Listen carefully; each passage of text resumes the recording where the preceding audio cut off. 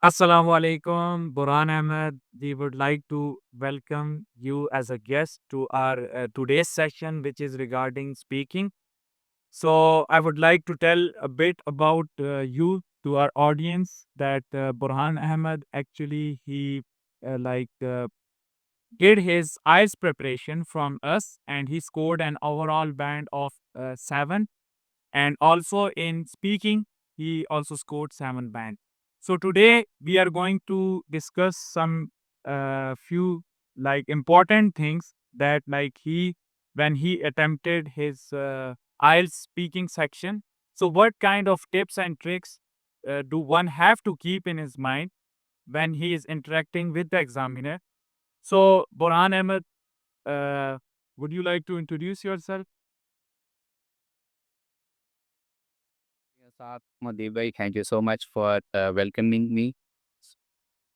My full name is Dothan Ahmed. I basically belong to district JNM. So I completed my Doctor of Pharmacy, Bachelor's in Doctor of Pharmacy from Rifa International University in 2023. And I attempted PIELTS in January 23, January 2024.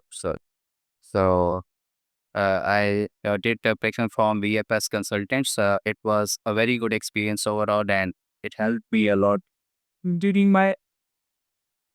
Okay, so would you like to tell me that what kind of questions were asked from you in the part one? And first of all, was your like speaking session face to face or was it like on a Zoom call?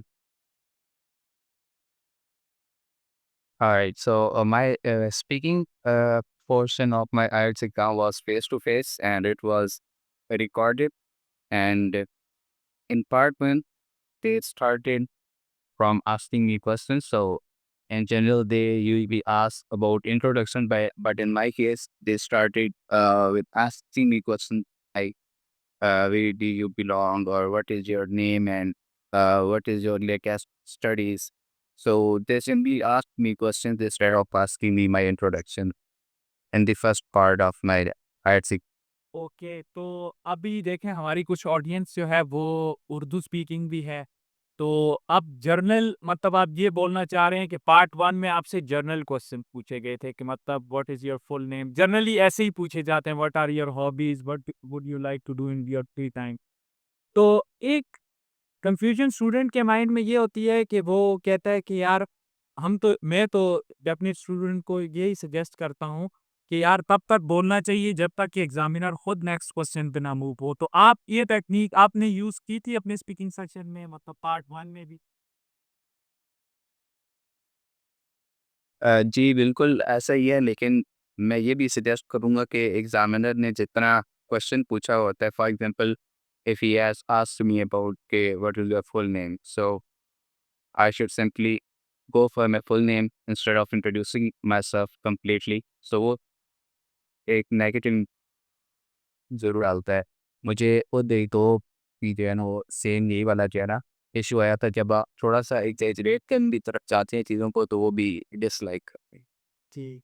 और तो जी, examiner जितना question पूछे उसको आप जितना अच्छी तरह explain कर सकते हैं, बस try to pronounce words clearly. मतलब अगर कुछ स्टूडेंट्स ऐसे होते हैं जिनको होता है कि यार प्रोनंसिएशन कितनी अच्छी रखनी चाहिए, आई विल सजेस्ट कि आप try to pronounce words clearly जो अगला बंदा समझ सके, और ट्राई टू क्या कहते हैं उसको, इस तरह की आप टेक्निक्स यूज़ करेंगे जो मतलब वाक़ई एक मीनिंगफुल हो। टेंसेस वगैरह से यूज़ करें, ग्रामेटिकली सही यूज़ करें। और पार्ट 2 जो क्यू कार्ड सेक्शन है जिसमें आपको एक टॉपिक दिया जाता है और जिस पे आपको बोलना होता है, आपको ये भी पता होगा कि उसके मैक्सिमम पॉइंट्स होते हैं। तो उसमें आपके मतलब आपके सामने एक पेपर दिया जाता है जिस पे आपको बोला जाता है कि if you want to note down something तो यू कैन।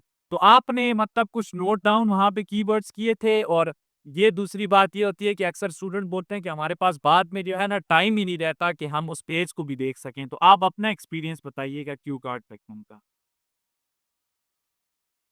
जी बिल्कुल, जब उन्होंने मुझे वो पेज दिया और पेंसिल दी कि आप इस पर अपने कीवर्ड लिखें, 2 मिनट में बन ज़्यादा बंदा कुछ कि वो चीज़ें सोच ले दिमाग।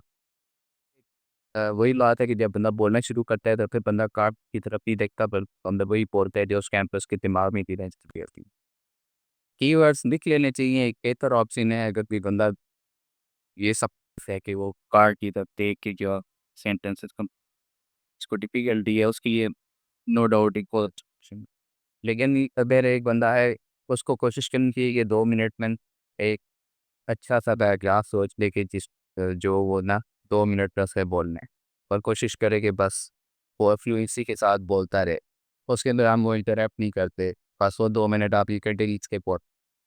और इस तरह एक और चीज़ होती है कि यूजुअली आइल्स वाले खुद भी बोलते हैं कि भाई आपको अगर कोई क्वेश्चन समझ नहीं आती तो आप रिपीट भी करवा सकते हैं। तो आपने भी कोई क्वेश्चंस जो थे वो रिपीट करवाए थे इन केस आपको समझ ना आए हो फर्स्ट टाइम? जी बिल्कुल, आप उनको कह सकते हैं कि मुझे I don't understand, so kindly can you repeat. या अगर आप फॉर एग्ज़ाम्पल कभी आप क्वेश्चन का आंसर अगर कुछ गलत देने की तरफ जा रहे हो तो उसमें भी एग्ज़ामिनर आपको 1 मिनट के लिए रोक के एक दफ़ा क्वेश्चन रिपीट करता है, ताकि आप दोबारा ट्रैक पे आ जाओ और उसको according to that question answer. तो पार्ट 3 के हवाले से तो आपसे यूजुअली इसी तरीके से हुआ होगा। कुछ स्टूडेंट्स से ऐसा भी होता है कि पार्ट 3 में भी जो होता है वो फ़ॉलो अप क्वेश्चन पार्ट 2 के नहीं पूछे जाते। लेकिन आपके इस केस में अगर पार्ट 2 का जो टॉपिक था फिर उसी से रिलेटेड फ़ॉलो अप क्वेश्चन पूछे गए थे पार्ट 3 में?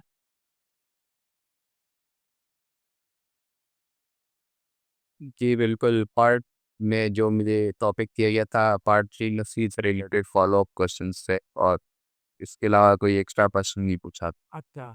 और अभी अगर मैं एक टिप पूछूँ, हम तो यूजुअली स्टूडेंट्स को ये बोलते हैं कि भई आप फ्लुएंट होने चाहिए, फ्लुएंट होना चाहिए आपको ना और कॉन्फिडेंट होना चाहिए मतलब नर्वसनेस जो है ना वो आपकी आपको मतलब स्पीकिंग सेशन में जैसे आपकी बॉडी नर्वस होती है तो यूजुअली आप फ्लुएंट नहीं रहते। तो इसके मुतालिक आप क्या बोलेंगे कि फ्लुएंसी कितनी मैटर करती है ओवरऑल स्पीकिंग सेक्शन में? देखें, इंग्लिश लैंग्वेज ऐसी है कि उसके जितने भी एस्पेक्ट्स हैं वो सारे इक्वली इम्पोर्टेंस रखते हैं। तो फ्लुएंसी के लिए अगर मैं ये सजेशन दूंगा तो मैं ये कहूँगा कि आप कोशिश करें कि स्लो स्लो बोलें, क्योंकि तेज़ तेज़ मतलब कुछ लोग होते हैं जो समझते हैं कि शायद इंग्लिश तेज़ तेज़ बोलेंगे तो अच्छा इम्पैक्ट पड़ेगा, या जितनी अच्छी प्रोनाउंसिएशन बनाई है अमेरिकन इंग्लिश या ब्रिटिश इंग्लिश, इस तरह की चीज़ों को अवॉइड करें। कोशिश करें कि जो बोल रहे हैं वो वर्ड क्लियर बोलें, आहिस्ता-आहिस्ता बेशक बोलें, क्योंकि वहाँ पे कोई आपके पास वो टाइम लिमिट नहीं होती। जब एग्ज़ामिनर ने आप सैटिस्फाई हो जाएगा कि इसने कंप्लीट आंसर दे दिया है, वो आपको खुद ही रोक के तो नेक्स्ट क्वेश्चन पे मूव कर देगा। तो ये फ्लुएंसी के लिए सबसे बेस्ट है। ठीक है बुरहान अहमद आपने बहुत अच्छी टिप्स और ट्रिक्स बताई हैं लोगों को और कुछ चीज़ें मुझे भी आपसे सीखने को मिली हैं क्योंकि मैंने बहुत अरसा पहले बहुत टाइम पहले स्पीकिंग का सेक्शन अटेम्प्ट किया था और हर एक बंदे का एक्सपीरियंस जो होता है वो बहुत डिफरेंट होता है।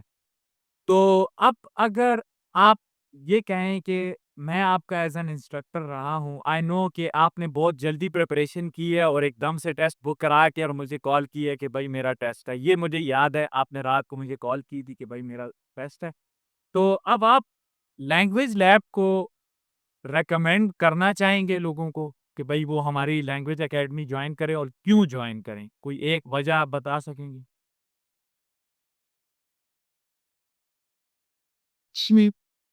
लेकिन जब भी आइट्स एक ऐसा एग्ज़ाम है जो भी जिसको भी इसका पता चलता है कि मैंने आइट्स एग्ज़ाम देना है, तो पहले हमारी भी यही सोच होती थी कि हम इसके लिए प्रिपरेशन करेंगे। बेशक हम हमारे इंग्लिश मीडियम स्कूल से पढ़े हैं या वो, लेकिन आर्ट्स से वाले से पर्टिकुलर भी टिप्स एंड ट्रिक्स होती हैं, यूट्यूब पे भी अवेलेबल होती हैं, लेकिन हम लोग ये उन चीज़ों पे इतना ज़्यादा फोकस नहीं करते, हम अकेडमीज़ को प्रेफ़र करते हैं।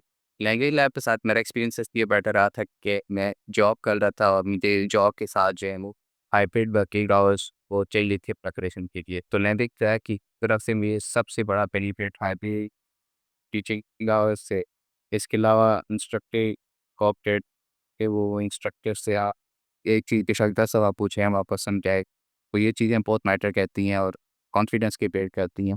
तो और जो लैंग्वेज जो आपके इंस्ट्रक्टर हैं मिस्टर अतीक मोहम्मद, आप बहुत अच्छा गाइड करते हैं स्टूडेंट्स को, तो ये